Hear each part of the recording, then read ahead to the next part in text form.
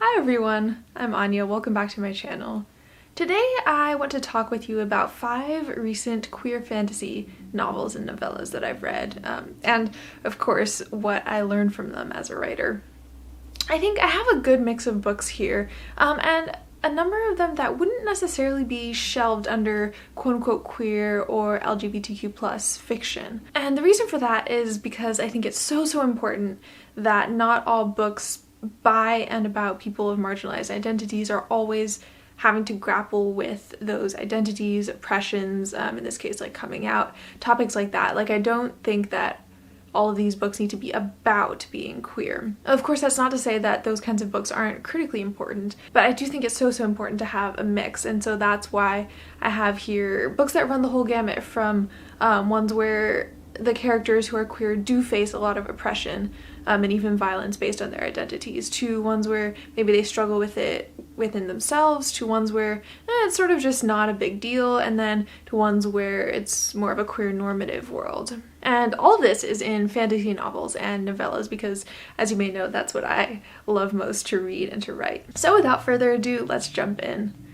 The first book that I want to talk about is Miranda in Milan by Catherine Duckett. This is a spin-off of The Tempest by Shakespeare, and for those who don't know, the original story is about a girl named Miranda and her father, who's this kind of sketchy wizard who's been banished to an island, and they live on this island. And in this version, the wizard, who also happens to be a duke, his dukedom gets restored, and he and Miranda go back to Milan.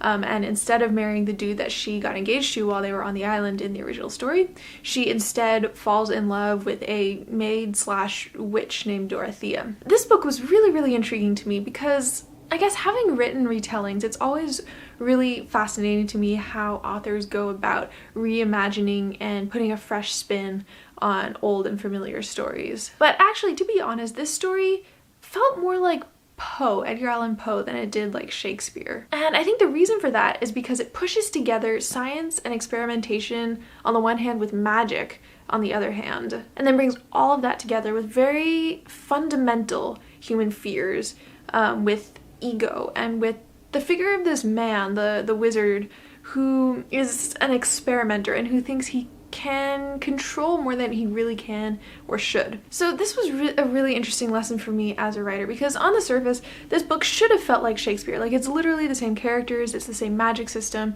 it's Milan in that sort of time period, but instead it felt a lot like Poe, and I think the reason for that was because of the mood and the thematic preoccupations. I've been going through a writing seminar by Maggie Stiefvater, who's one of my favorite authors, and in it she talks a lot about how mood is at the heart of every single book. It's the most important thing in shaping a novel, and I think Miranda in Milan was really a confirmation of that for me. I read it a little while ago now, and now the thing that sticks with me is not so much the facts or the plot, but the way that it felt. So I think this is a really good reminder as a writer to be watchful of that, and a reminder that the mood, which in this case I guess was a little spooky, a little bit sort of science gone wrong, a little bit Frankenstein-y, basically that the mood is going to leave more of an impression than things like the characteristics of the people or of the magic system. So the next book that I want to talk about is The House in the Cerulean Sea by T.J. Klune. This one is a story of this middle-aged man named Linus who's sort of working away at this desk job at the government department that's in charge of kids with magical abilities, and he gets assigned to inspect a certain orphanage for magical kids on an island, and there he unexpectedly finds that he really loves the kids, their caretaker who he meets, and in fact that a lot of his assumptions about the world and about magic and these children were really wrong. I learned an incredible amount from this book, and I actually made a whole video about how Klune turns the island in the Cerulean Sea, that island, into a character in and of itself, and that was really enlightening for me as an author. But today what I want to talk about was something else that I really wanted to look into how to replicate as a writer, and that was how Klune creates a book that felt really good and really comforting to read. The way he does that, I think, is it's not by making something that's overly saccharine. I as a matter of fact, there are parts of the book that sort of veer too far in that direction or too heavy-handed, and those are the parts that pull me out of the story, that made me feel really disappointed, to be honest. So he's not doing that, but rather I think he's acknowledging some of the uglier parts of life, but also tempering it with this really wry, self-deprecating humor. And I think this is the really important part, and he's convincing you that the narrator, and maybe even he as an author, are not going to let you down. I know that sounds kind of obvious, but I think for me it made a really big difference, because there are some books where you're sort of reading and you're convinced the entire time that the author or the narrator is going to throw you under the bus and rip out your heart and crush it in their bare hands or whatever. But with Clune, it was the exact opposite. It wasn't that he sugarcoated everything. I think that would actually be way more suspicious. But rather, there was something about that acknowledgement of some of the uglier parts of life, but combined with that softness, that humor, the gentleness that made me feel, throughout the whole time that I was reading the book, the whole entire time, it made me feel that I just knew that the narrator and the author were never going to let me get hurt. I think that's something that I really want to be able to incorporate, that figure, even though the narrator wasn't really a character in and of themselves in this book, creating that persona of the narrator or of the author where readers really trust you, which I think, I've been thinking about it a lot lately as we're in the moment that we're in. So the third book on my list was Cemetery Boys by Aidan Thomas, and this is the story of a trans Latinx boy named Yadriel who wants to prove to his pretty conservative traditional family that he really is a brujo. But the magical ceremony that he does to try to do this goes wrong, and he accidentally summons the ghost of a dead boy from his high school, and they fall in love, but unfortunately ghosts can't stick around forever, and so things sort of go from there. I really love this book as well, and I actually made a full video about it too, so I'll put the link in the description. But basically, I talked about how Thomas uses a lot of symbolism, and specifically the symbolism of the act of speech and of writing. And I thought that symbolism was an incredibly powerful part of this book, and maybe an aspect that some readers would dismiss or wouldn't really think about because it's quote-unquote just a YA novel, a YA fantasy. Basically, I think Cemetery Boys is such an amazing example of how you can use that kind of rich figurative language and literary devices and still combine that with things like contemporary language and really colloquial language, contemporary cultural references, and not to mention a very sweet, typical YA romance and a story that feels very present in our contemporary times. I think that for me, as somebody who writes YA fantasy, YA fiction, I think that was such a great reminder of the kinds of literary devices and the hallmarks of what people would call literature can be included in these sorts of books, and how you can do that without losing the sort of fast contemporary tone and other things that readers have come to expect from YA contemporary. Now, the fourth book that I want to talk about is The Invisible Life of Addie LaRue by V.E. Schwab, and this book is about Addie LaRue, who makes a deal sort of with the devil. It's a little complicated, sort of with a devil to escape a forced marriage and basically to live forever. But in exchange, she gets cursed to be forgotten by every single person that she meets. And she lives 300 years this way before finally meeting a boy who remembers her. The thing that I absolutely loved about this book was the way that the contemporary timeline converged with the past timeline. Basically, the two are interwoven. It starts with one in the present day, one 300 years ago, and sort of come together over the course of the book. At first, these two things seem really separate, and I think it takes Schwab a really long time to get to the point, so to speak, to get to the point where Addie meets Henry, who's the first person in 300 years who's remembered her, and an even longer time to get to the point where the story from 300 years ago comes together in the present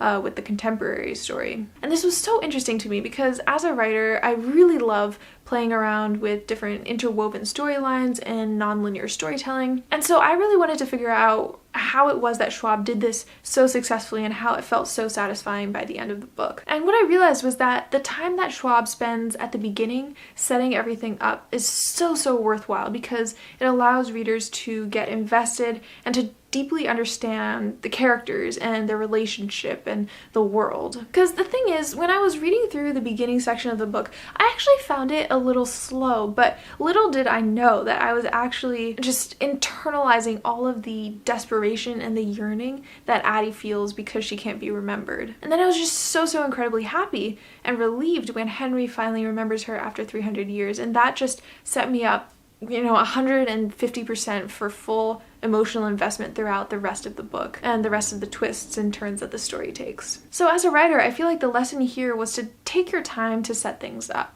Maybe not this much time. I really did feel that the beginning felt a little bit slow, but basically to think really critically about what needs to be in place, what needs to be set up, so that the twists, both the good and the bad, that happen later in your story can have as much impact as possible. Now, the last book on my list is a novella called The Red Threads of Fortune by J.Y. Yang, and this book is actually the sequel to another novella called The Black Tides of Heaven, but it's actually set quite a long time in the future, and it follows a twin who's named Mokoya, who used to be a prophet but sort of withdrew from society after the killing of her young daughter. And she's turned to hunting these creatures called naga, who are these really large predatory creatures. And one day she comes across a naga that's unnatural, shall we say. And she has to figure out what's going on with the mystery there while also falling in love and coming to terms with the death of her daughter. Now, this novella has the kind of really lush, beautiful writing, atmospheric writing that you would normally expect, I think, from a fantasy novel that's about like this big. But Yang accomplishes this within a novella. And I was really scratching my head as to like, how do they do that? How do they fit all of that into such a relatively small book? And the answer that I ultimately came to was that they accomplish it by sort of skipping over all the connecting bits of the plot and just writing about the parts that are interesting.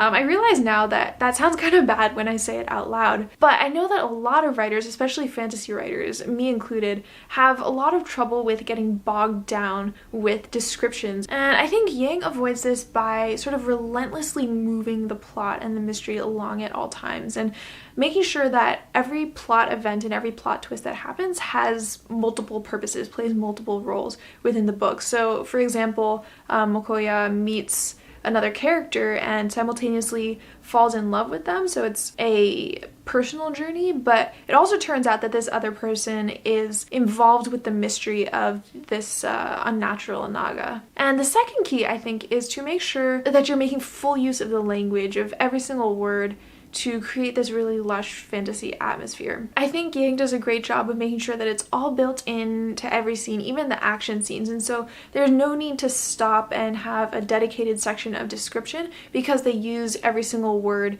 in every scene so effectively. That was really one of the beautiful parts about this book and something that I, as a writer, really want to learn to emulate. So that's it for my wrap-up of queer fantasies that I've read recently. I would love to hear your thoughts about any of these books and, of course, get your recommendations for other queer fantasies. Leave those in the comments below, and if you like this video, don't forget to give it a thumbs up and subscribe for more reading like a writer types of videos and other booktube and authortube content. Thank you all so much for watching, and happy holidays! I'll see you next time. Bye.